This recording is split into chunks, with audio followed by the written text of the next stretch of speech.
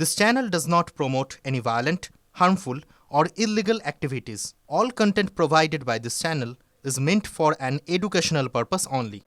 মৃতদেহ নিয়ে রাজনীতি, মৃতদেহ নিয়ে ষড়যন্ত্রের অভিযোগ আর কি কি হতে পারে রাজ্যে? না, প্রশ্নটা আমরা করছি না, প্রশ্ন তুলছেন চিকিৎসক থেকে স্বাস্থ্য অধিকর্তারা।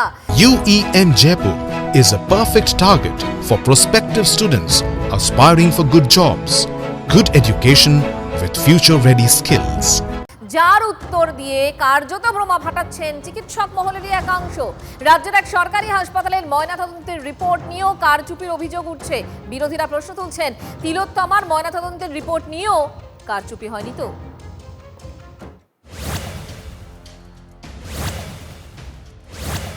ময়নাতদন্তের রিপোর্টেও কি কারচুপি হতে পারে? আরজি করে মহিলা চিকিৎসককে ধর্ষণ হত্যার ঘটনার পর প্রাক্তন স্বাস্থ্যকর্তা থেকে চিকিৎসকদের একাংশ তিলোত্তমার ময়নাতদন্তের রিপোর্ট নিয়ে সংশয় প্রকাশ করছেন।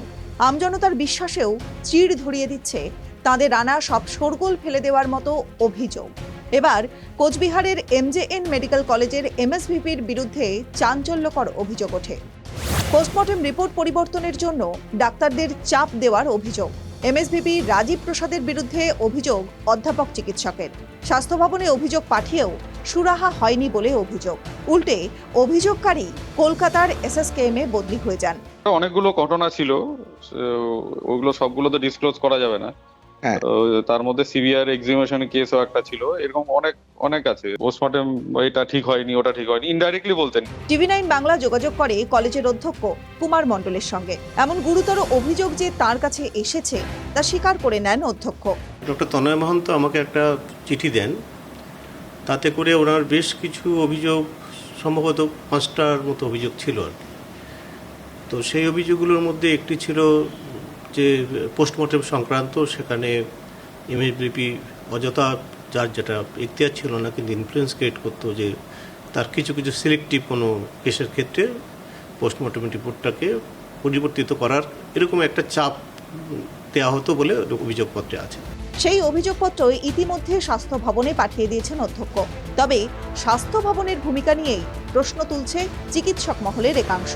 তিলোত্তমার ময়নাতদন্তের রিপোর্টে কারচুপি করার সম্ভাবনা উড়িয়ে দিচ্ছেন না IM এর জলপাইগুড়ির শাখার প্রাক্তন সভাপতি।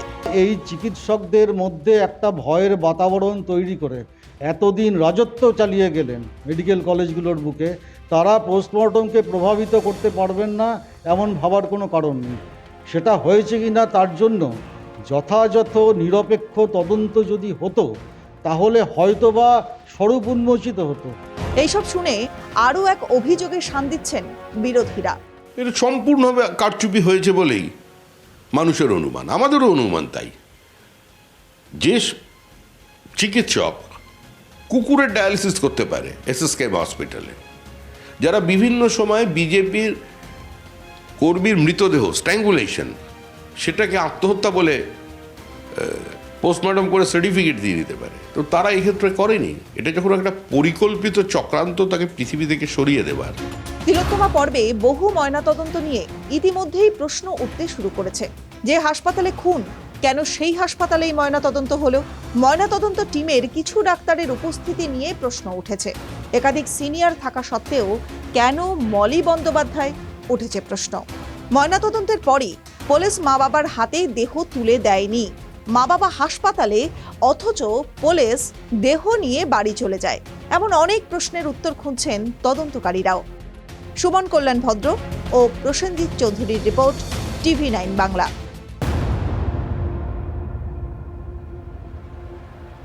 আগামীকালের নবান্ন অভিযান নিয়ে ভয়ঙ্কর ষড়যন্ত্রের অভিযোগ করছে তৃণমূল কংগ্রেস।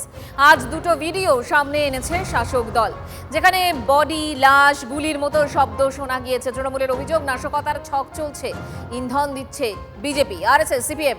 বিরোধীরা পাল্টা বলছে ছাত্রদের গর্জনে ভয় পাচ্ছে তৃণমূল। 27 তারিখে আমরা নবান্ন অভিযান চলার ডাক দিয়েছি।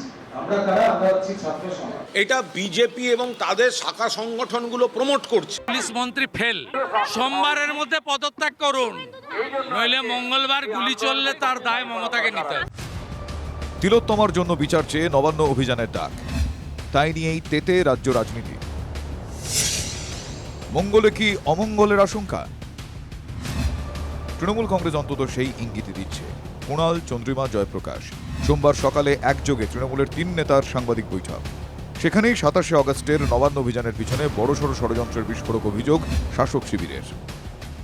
এরা বডি চাইছে, বডি, শকুনের রাজনীতি করছে।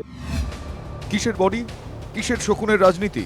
প্রমাণ হিসেবে 2টি ভিডিও সামনে এনেছে তৃণমূল কংগ্রেস। সেই ভিডিওতে 2 ব্যক্তির কথোপকথন সামনে আসছে, তবে TV9 বাংলা ভিডিওর সত্যতা যাচাই করেনি। তৃণমূলের প্রকাশিত ভিডিও 1। গুলি চলবে, এখানে রবার্ট বুলেট চলবে, এখানে একটা ভেতরে বিরাট রাজনীতি চক্র চলছে। বডি যদি না পড়ে, একটা লাশ যদি না থাকে, আপনি কি মনে করেন মোড় ঘুরতে পারে? বডি পড়তে, এবার আমাদের ধারণা বডি ওখানে পড়বেই। তৃণমূলের প্রকাশিত ভিডিও 2। একটা দুটো বডি যদি না পড়ে, কিচ্ছু মারবো করে যদি ছুটায় এখন, হ্যাঁ, তাহলে কিন্তু কাজ। আপনি যখনই দেখবেন লোকগুলো যে পুলিশের গুলিতে একটা বডি পড়ে গেছে। তৃণমূলের প্রকাশ করা ভিডিওগুলোতে বডি, লাশ, গুলির মতো শব্দ বারবার ফিরে আসছে। ডেড বডি চাই, এরা আলোচনা করছে। নবান্ন অভিযানের আগে এই ভিডিওকে হাতিয়ার করেই তৃণমূলের বিস্ফোরণ। আমাদের আশঙ্কা, বাইরের রাজ্য থেকেও কিছু লোক বাংলায় নাশকতার জন্য ঢোকানোর চেষ্টা হতে পারে। পুলিশের ভুয়ো পোশাক এরা তৈরি করে নিজেরা কোনো গুলি চালানো বা এমন কোনো কিছু করা যাতে সরকার এবং পুলিশ সম্পর্কে ভুল ধারণা তৈরি হয়। কিন্তু উস্কানিমূলক, প্ররোচনামূলক বক্তব্য চলছে। সোশ্যাল মিডিয়াতে একাধিক ভিডিও হচ্ছে, সেই ভিডিওগুলো আমরা দেখছি। নবান্ন অভিযানের ডাক নিয়েও তৃণমূল পুলিশের একই সুর। নবান্ন অভিযান কোন রকমের কোনো অনুমতির দরখাস্ত করা হয়নি। উদ্যোক্তারা আমাদের কিচ্ছু জানাননি, ফর্মালি অ্যাপ্লাই করেননি। এটা বেআইনি, এটা করা যায় না। মঙ্গলবার পশ্চিমবঙ্গ ছাত্র সমাজের নবান্ন অভিযানকে নৈতিকভাবে সমর্থন করেছে বিজেপি। বামেরা দূরত্ব বজায় রাখার পন্থা নিয়েছে, যদিও শাসক দল বলছে কিছু চক্র, তার মধ্যে বিজেপি, এবিভিপি, RSS এর কিছু লোক, CPM মনোভাবাপন্ন কিছু আন্দোলনকারী গোষ্ঠী, বঙ্গ বিরোধী কিছু অপশক্তি গন্ডগোলের চেষ্টা হচ্ছে। ছাত্র সমাজ সুর চড়াচ্ছে, শাসক দল ষড়যন্ত্র দেখছে। বিজেপি পাল্টা বলছে, গুলি চালানোর কথা কে বলছেন? গুলি চালানোর প্রসঙ্গ তুলে দিচ্ছে তৃণমূল কংগ্রেস। লাশের রাজনীতি তৃণমূলের রাজনীতি। মমতা বন্দ্যোপাধ্যায় এই আন্দোলনকে দেখে ভয় পেয়েছেন, তার ভাইপো ভয় পেয়েছে, তাই মেঘনাদের মতো মেঘের আড়ালে লুকিয়ে দুজনেই একের পর এক তীর চালাচ্ছেন। তিলোত্তমার হয়ে বিচার চেয়ে গত 18 দিন ধরে রাজপথে লাগাতার আন্দোলন চলছে। আরজি করে ভাঙচুরের আগাম খবর পুলিশের কাছে ছিল না, কিন্তু ডার্বি বাতিলের দিন ঠিক একইভাবে ভাইরাল অডিও সামনে এনে অশান্তির ষড়যন্ত্রের কথা বলেছিল বিধাননগর পুলিশ। যদিও যুবভারতী অভিযানে বড় মাপের অশান্তি হয়নি, নবান্ন অভিযানের আগেও ফের ভাইরাল বিতর্ক। কোন পথে হাঁটবে মঙ্গলের নবান্ন অভিযান, সেটাই লাখ টাকার প্রশ্ন। Bureau report, TV9 Bangla.